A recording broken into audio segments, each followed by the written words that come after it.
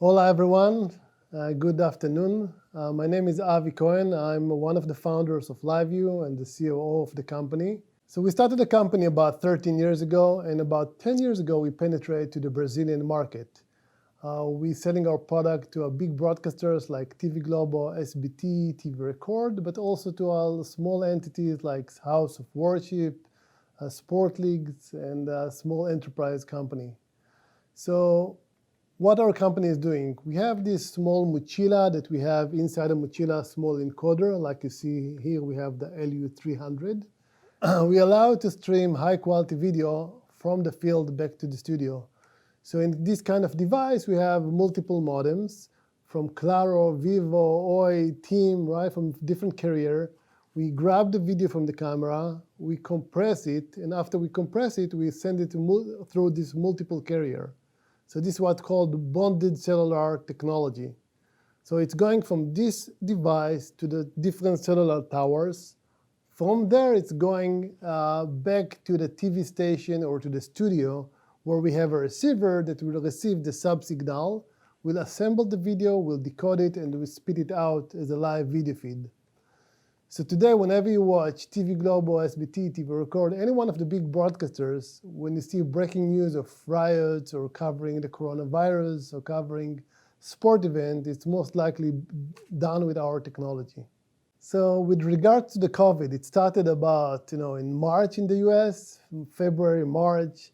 And we didn't know how it will catch us. Everyone were in panic. Our new owners of the company were in panic, and because many companies didn't know if their sales will spike, will go down, will stay flat. So we were worried like any other company, what's next? And lucky enough, our company were in the side of the good things, right? And the company were flourishing and blooming in this environment. And we actually, our sales, went very good in this period, right?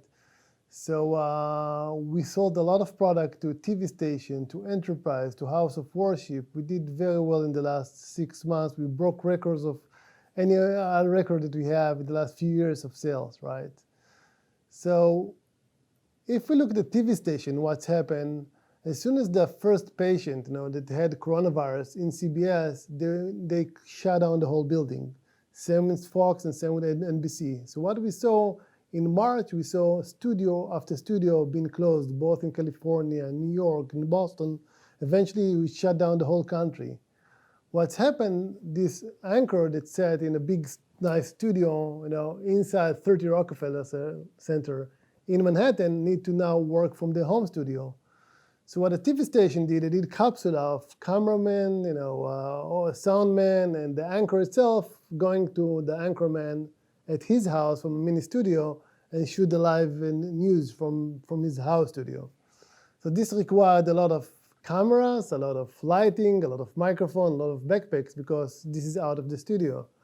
So this is how it's helped us to boost the business, because we need to supply all of this diffusing the studios out home with this equipment. So beside the studio that, people stopped going to the studios and started to stream from home, what we saw that governors started to give the daily speech about what's going on in their state, about the corona, what's the status of the corona, how many patients, and we started to see a daily speech of the governor. They didn't want to send too many camera crew inside, so the governor started to have a virtual conference. This is how we start to see it. Virtual conference done with the governor of every state. And they use our platform to stream the video out to all the TV stations that they have in the state, that they will send it in the evening news, right? So we saw government start using it, and then we saw House of Worship, right? Churches being closed one after another. And then they need to do the service, and they start to use our units to start stream every Sunday to their audience, right?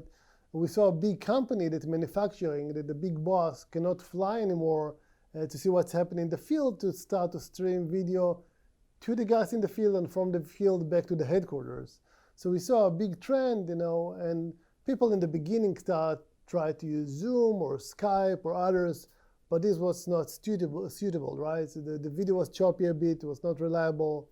So they want to have a much more professional setup. This is how they use our stuff in these cases.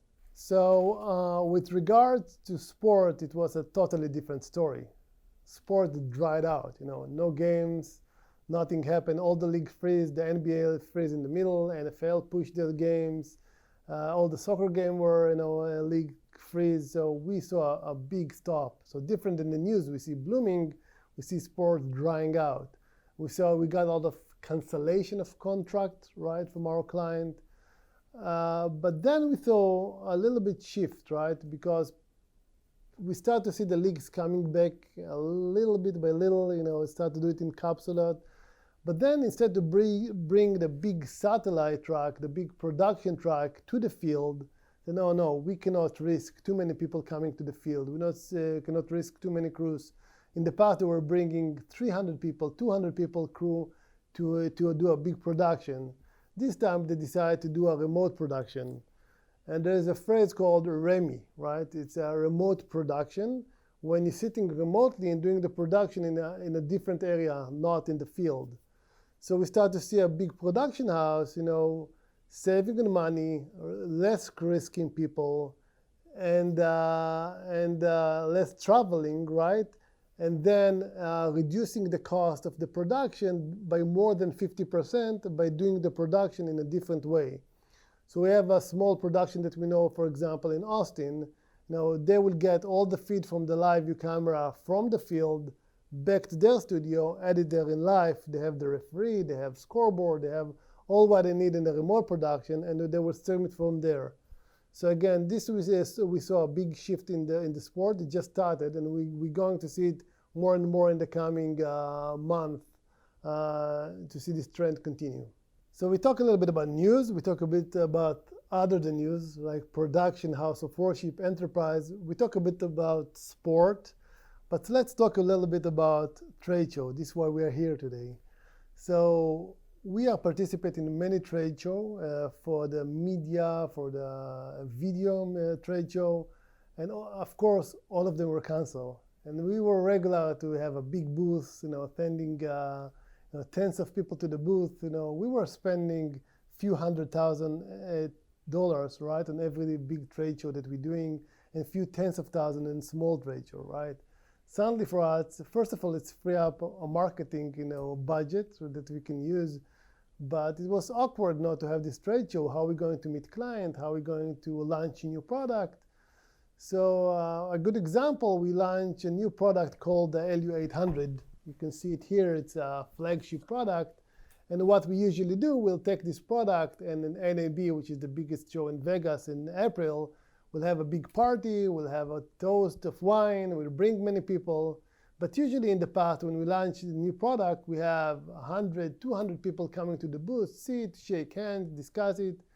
So this year, everything were virtual. So we did a virtual event. We sent a lot of invite. We talk about the product. And in the day of the invite and of the event, it was a great event. We talk about the product. But then we thought we have 14,000 people. We never dreamed to have this kind of launch. Again, previous year we have few hundred, this year 14,000. And I think it was the first live event we did.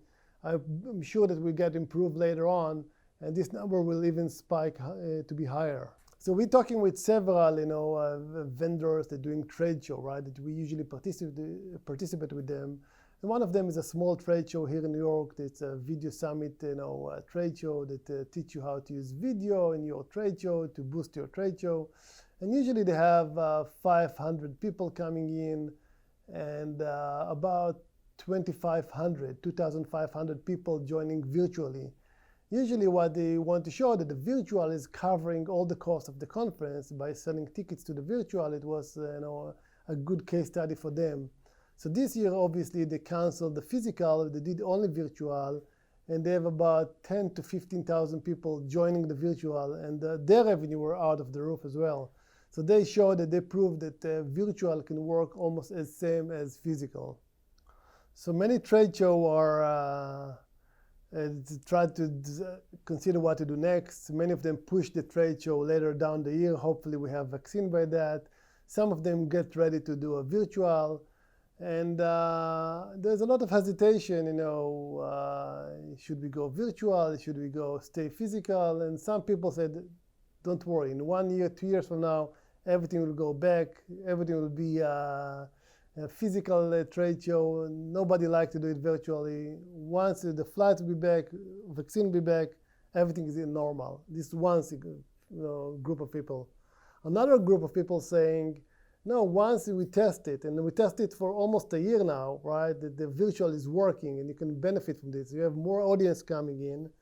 So I said, this is it. This is one way. And since from today, it will happen with the e-commerce and you don't need to go to a physical store. You buy it online in Amazon. This one will happen to the trade show. And this is it. This is the end of the physical trade show. Everything will be virtual, right? So my future, my personal view is that it will be a hybrid model. It will be something in between. The physical will not be dead, but on the other hand, nothing will be, not 100% will be virtual. And I've been in the last 10 years in so many trade shows, and there's so much value to stand in the line of the coffee in the morning, and you meet this person and that person. Me as a vendor coming there, it's very nice to meet my client, to take them for dinner. You never have a chance to meet them to dinner, talk about personal issues, right? And now I think it have a big value to keep it physical. But on the other hand, when people saw that the value of staying at home, saving on flights, saving on time to take the taxi to the airport, do the check-in in the airport, wasting so much time for 5 hours trade show. So, you will think twice if you want to do it or not. So I think it'll be hybrid. But keep in mind that when you're doing the hybrid, when you're going to do it online, you must do it, in a very good way. Now, YouTube and Facebook, they're doing video streaming for so many years, have a lot of statistics that if video is not good, right? Not good, it means either it's a very slow startup, it's a lot of buffering that you see along the video, or quality is very choppy, you see a lot of pixelation. Said about 60% of the viewer after this experience in the 2, 3, 4 minutes, the beginning will just drop the transmission.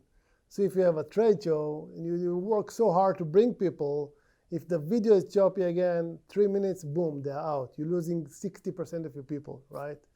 So this is one thing that we saw. Another statistic we saw that if the video is very bad, right? So if, let's say, I'm a big house of worship and I'm doing a conference about my church, and the video is very, again, bad, so this will reflect about my brand. So 70% of the people said this have a big impact on my brand, right? So I think virtual is good, but you must do it in a very good way, in a very professional way. I see people try to save, we'll take a camera, connect it to the Zoom, and it's not working like this, right? You're going to lose more than you gain by doing it. This is why we see a company start doing virtual events, start to hire a production company like Everstream that you can see out there when you're going out of this conference. A big production house, they will use equipment like LiveView. They will not rely on the local internet that is not stable. So I think it's important to invest if you are like investing in nice booth and nice ticketing area and nice physical trade show. You need to invest in the digital part of it. At least same amount of money as the physical, because it need to be perfect. So if I want to summary, I think LiveView is we have a luck to be in the side of the company that this COVID-19 helped us with the business. We saw a big spike in demand for video, both in the broadcast and outside broadcast. We thought that trade show moved to do a lot of virtual, including us as a vendor in doing it. So everything is about video, and live is even better if you can do it. And just the quality is super important. So continue to invest in this. And good luck in your conference. And I hope to next year be there physically to be with you guys.